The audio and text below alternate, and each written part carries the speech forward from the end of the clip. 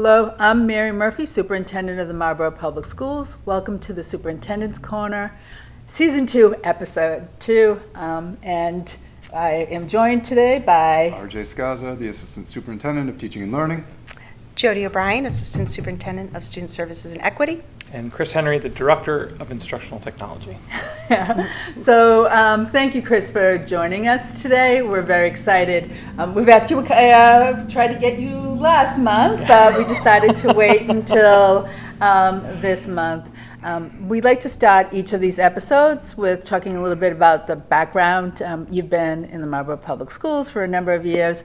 Do you want to give the viewers some background on what roles you've had? Because like many of us, you have evolved into your current position. I joined the Marlborough Public Schools in 2007 as a high school English teacher, and I taught English at the high school for 10 years, and during that time had every class from AP to ninth grade students, and then I made a career change and I moved into the role of instructional technology specialist for the high school, and so I did that role for 5 years, and now I am in my second year as a Director of Instructional Technology.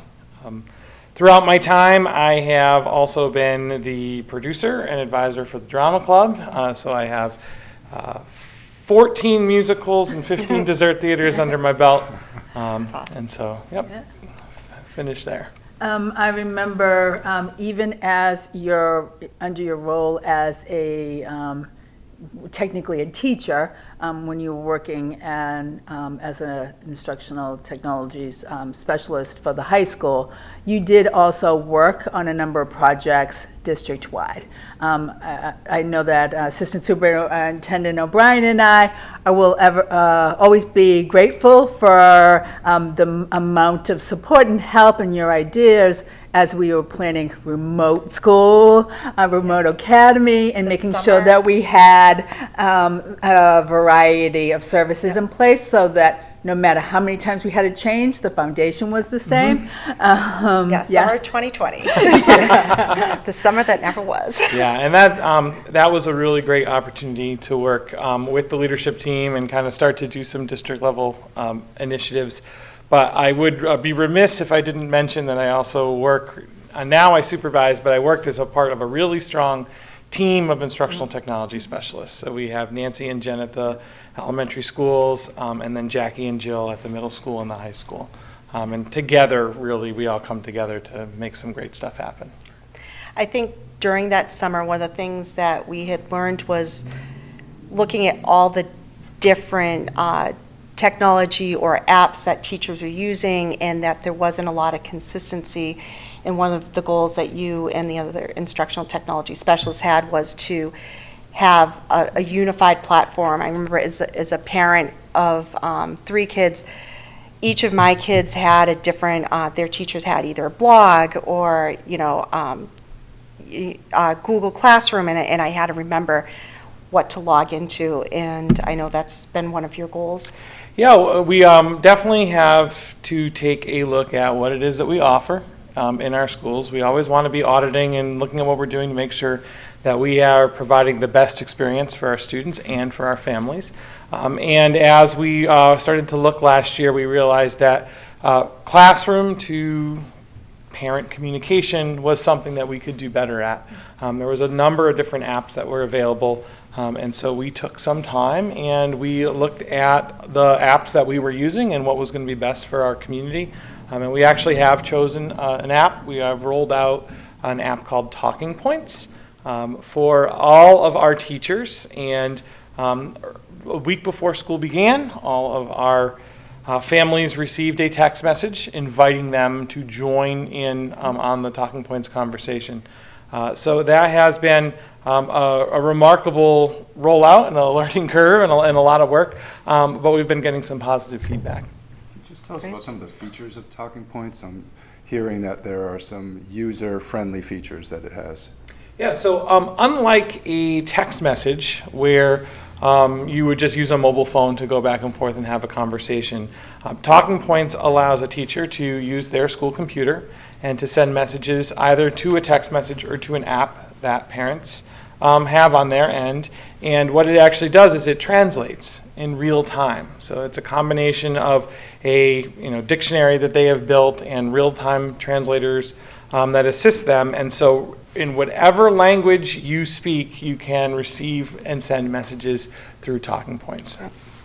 It's awesome. And if a parent is responding in their native language, it will translate to the language the teacher That is needs to correct. read it. Yes. So it's Yep. it's real-time, two-way communication.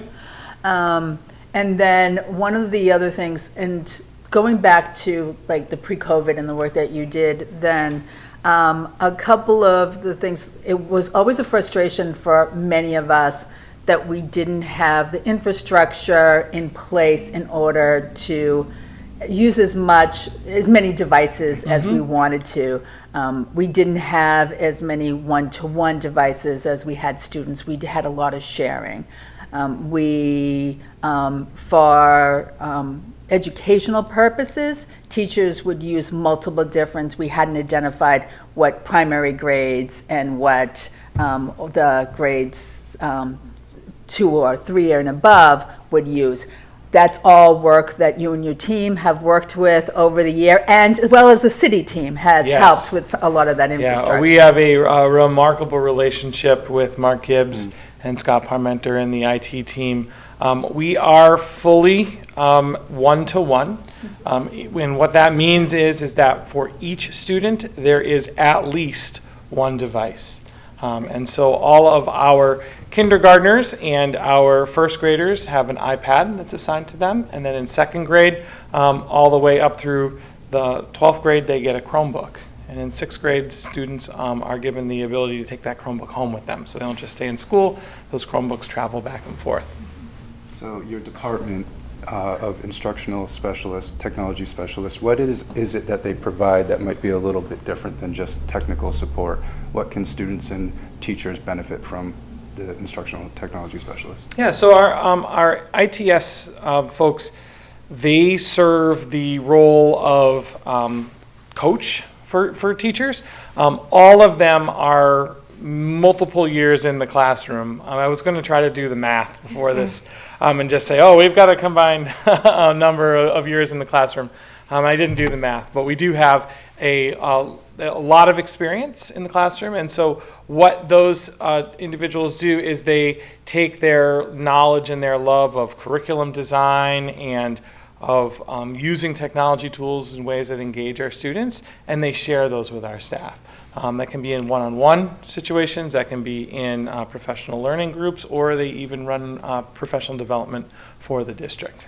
When you started talking, the first thing I thought about when you said counting up the years, I was wondering if we would ever count up how many hours of professional development that you've provided to you and your team have provided to the staff, be it through mini courses or professional development days or the pajama sessions that some of your colleagues... Jammies with Jen. Jammies with COVID, Jen, right? Just making sure that the staff has always had the professional development and support that they need in order to be successful. Yeah, nothing's worse than having a device and just having it sit there and not Yep. being used. Yeah. Not only the devices, but even within the classrooms. I mean, we have the smart boards that they help teachers learn, be able to integrate within their lessons too.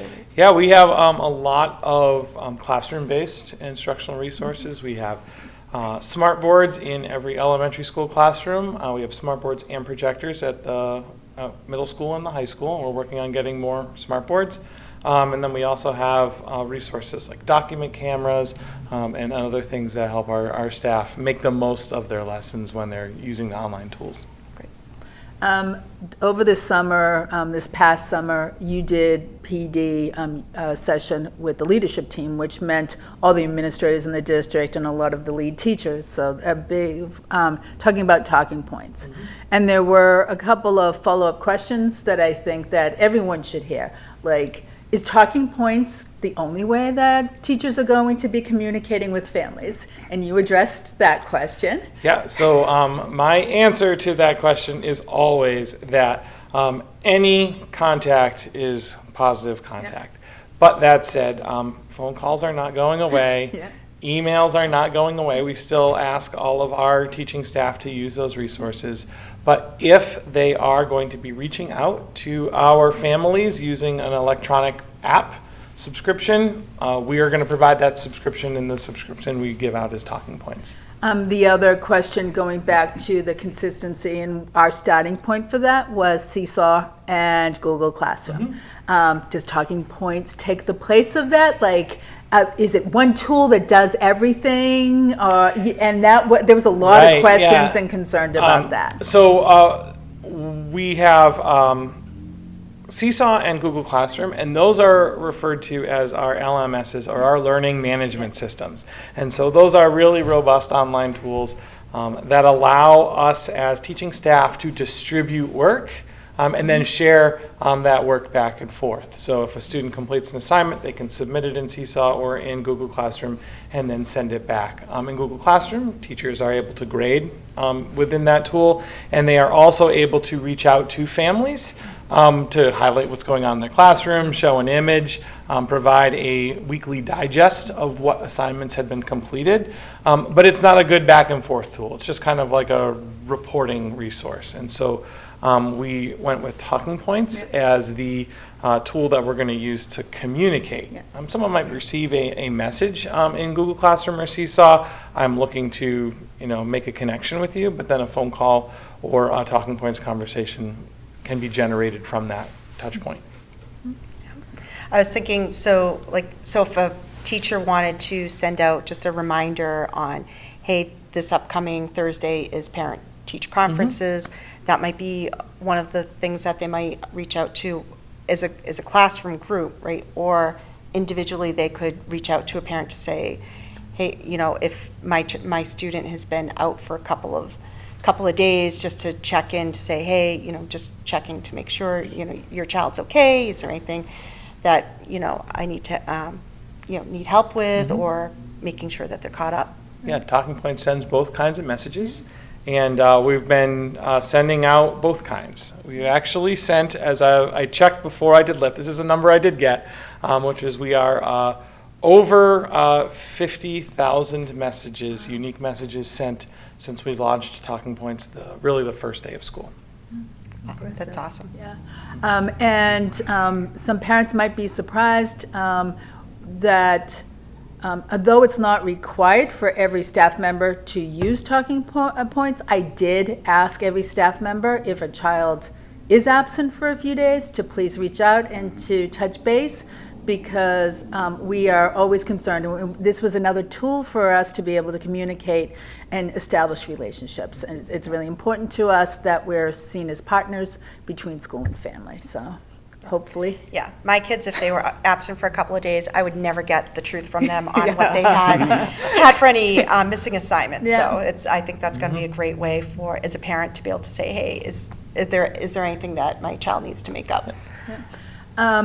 Chris, moving forward in the future, I know that you've also been a member of a team working on identifying the technology we're going to use to support, like interventions and other tools that all classroom teachers will have access to.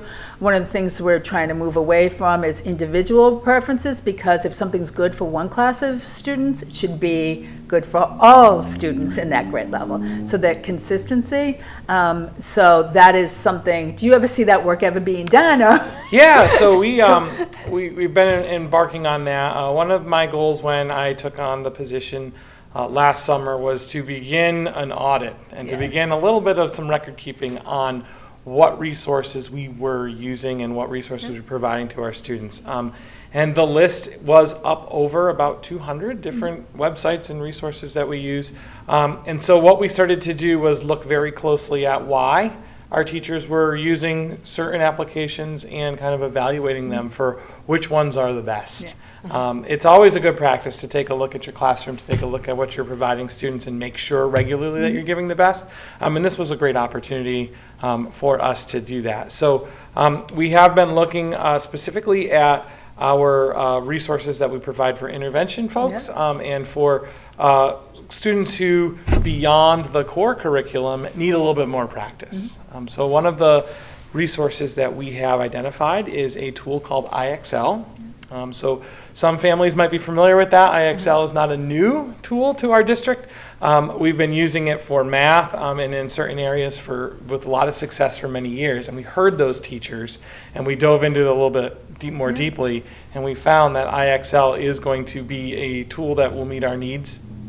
So we've embarked on kind of a new IXL rollout for the district. We will have IXL available to every student, grades K through 12, in different subject areas based on what their needs are. We were talking yesterday about this because I listen to a lot of podcasts, and recently there's been a lot of advertisements for that. I know that IXL and the supports that they've developed and added a lot of extra pieces to it. Also, one of our first questions we're a Title I district, and is it a research-proven tool? Yes, it is. Yes, absolutely. Yeah. It's great to know that we're expanding that. At the same time, when we expand the use of something like IXL, we then also either reduce or eliminate other tools. So some parents might notice that because often a tool like IXL might be available at certain grade levels in the Google Classroom or in Seesaw for additional homework or reinforcement if parents want to use it. But some of those tools that have been used in the past may no longer be available. I'm thinking Lexia is no longer, Yes. right? So many parents may have used that, helped their children with that at home the last couple of years, but now that will be IXL. Yeah, and I think that it's important for our families to know what tools we're using, and also understand that one of the reasons why we do make these shifts and these changes is because we're starting to look at the resources that we give to students with the lens of how does it work with our other stuff and how does it connect. As we've been using NWEA MAP to measure student growth, which is one of the ways that we're building our district improvement plan and setting goals for student improvement, that NWEA screener fits into IXL. And so what we can do is we can get a score from one tool, and then IXL helps us to accomplish the goals that the other tool sets. And beyond that, we were talking to the content supervisors this morning to plan moving forward because we're having a lot of discussions about student achievements and change.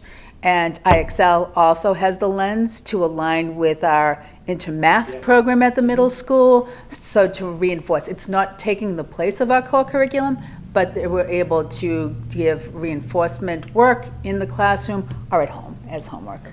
And on the subject of resources available to educators, there's a lot that goes into implementing a new resource or a resource in general. So can you tell us a little bit about tech tidbits and how educators receive that? Sure. So the Tech Tidbits is a kind of an independent publication, I guess you could call it. And it is produced at the 3 grade levels, so kindergarten through 5th grade at the middle school and at the high school by our instructional technology specialists. And what those are is, as a team, we get together and we kind of identify things that we think our staff needs some more information about. We find some new tools, we find some fun tools, we go to conferences and we see what kinds of things are engaging, and we come back and we bring those to our staff. And just like we meet with our staff one-on-one, sometimes staff can't meet, so we publish the Tech Tidbits, which goes out weekly, so our staff can stay up to date with what's current in classroom technology. Thank you. That's great. With the Tech Tidbits, one thing with the kind of in line with the IXL, we were talking about interventions and with the NWEA, like any skill sets that a student might need work on. But earlier, were we talking about like that a teacher could also assign a course? So if there's students in their class that need maybe a little bit more challenging work, that it also works that way as well, that this isn't just for interventions or students that have some gaps in skills, that it's also something where it could a teacher could push forward with a student who maybe has mastered everything, that at that level that's being taught, that maybe they are able to give them something extra. Yeah, it's a really great feature of IXL, and it's important to know that sometimes teachers are going to be sending out lessons through that resource for the whole class. And then other times they're going to be looking at some data points or some individual needs or asks from the students, and they can provide them customized lessons. So when we have a student who has mastered all of the curriculum, but the rest of the class isn't quite there yet, the teacher could assign the next chapter, the next step, or something that the student has maybe shown an interest in, and they can explore that either at home or in school to get some more enrichment on what they're doing. Chris, also, I know that I've witnessed some of your staff helping students, especially at the high school. If a family doesn't have internet connection at home, we have the ability to work with those families and provide hotspots so that correct. students always have access. So when we're talking about the ability to use the technology at home, we have ways to support that as well. Yep, that's correct. We have just re-entered into a continued partnership with our vendor for hotspots, and we have 600 slated to arrive to the Marlborough Public Schools late this week, early next week, and we'll be able to distribute those to the families that need. If a family is in need, they contact their school, and the students would contact someone in each of the schools? Yes. Yeah. So there's a lot of different people who can Yeah. assist. A great way to reach out to the schools is just to call the school. The front Okay. office can direct any family member who needs a hotspot to the person that can connect them with one. So is there anything else that you'd like to add? Because you've given us so much information today, and really appreciate everything that you've shared with us and the community. No, if anyone has any questions, they can always reach out to their schools, and a member of our instructional technology team can help them out. Thank you. So I'd like to thank everyone for joining us to this episode of the Superintendent's Corner, and hope to see you next month. Thank you.